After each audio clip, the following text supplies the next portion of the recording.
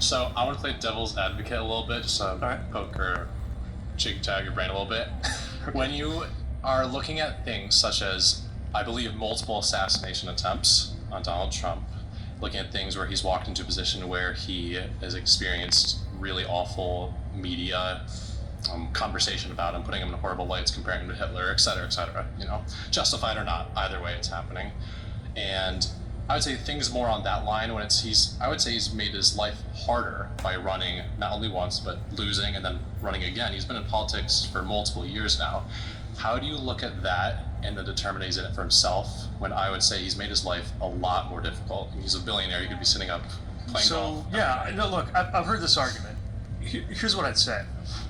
First of all, he's made a lot of money off of the presidential campaign. He hasn't just made money by being in business. Matter of fact, if you took the money he inherited and just put it in the stock market, it would be about the same. So most of what he's done in his business career has been destroying shareholder value. But leaving that aside, once he became president, there was a ton of self-dealing going on, right?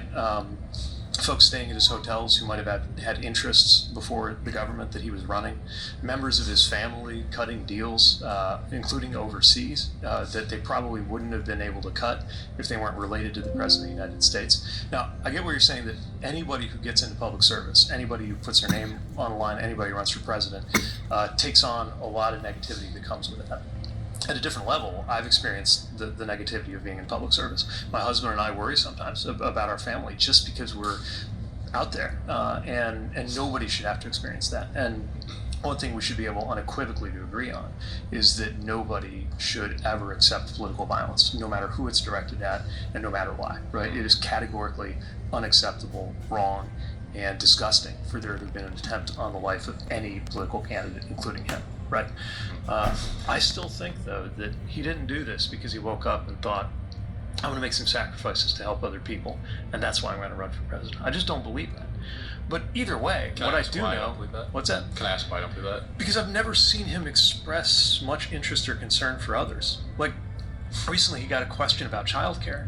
He went on this 2 or 3 minute rant, and the one thing he didn't mention was childcare, because I don't think he thinks about it that much. It's other people's problems, right? He's interested in mostly his own past. This whole thing about retribution and revenge. I don't know him. I've never been in a room with him, and I've at least met most prominent Republicans in the Senate because